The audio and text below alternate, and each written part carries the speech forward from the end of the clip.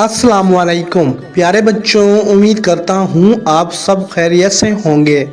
एक दिन की बात है, एक छोटे से गांव में जहाँ लोग मछली पकड़कर गुजारा करते थे।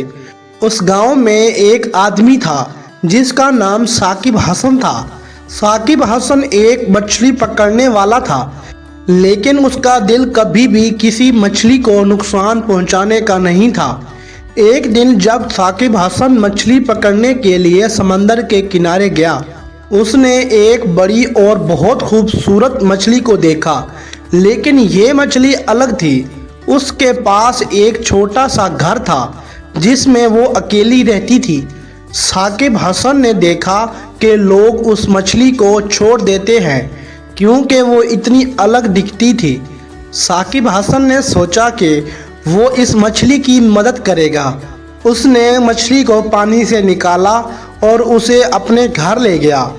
साकिब हसन ने मछली के लिए एक छोटा सा टैंक बनाया और उस मछली की अच्छी तरह से देखभाल की।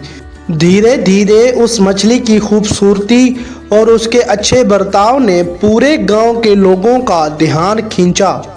लोगों ने साकिब हसन को गरीब मछली वाला कहना शुरू किया। साकिब हसन की मदद से मछली ने अपने घर को सजाया और उसके पास ज़्यादा लोग आने लगे।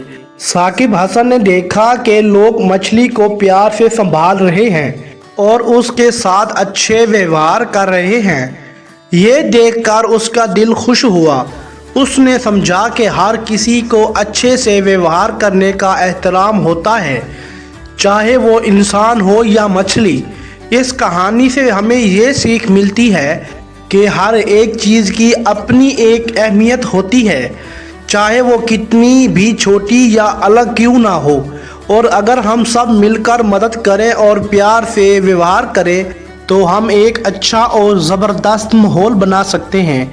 प्यारे बच्चों, ये थी आज की कहानी। उम्मीद करता हूँ ये कहानी सुनकर आप लोगों को बहुत मज़ा आया होगा।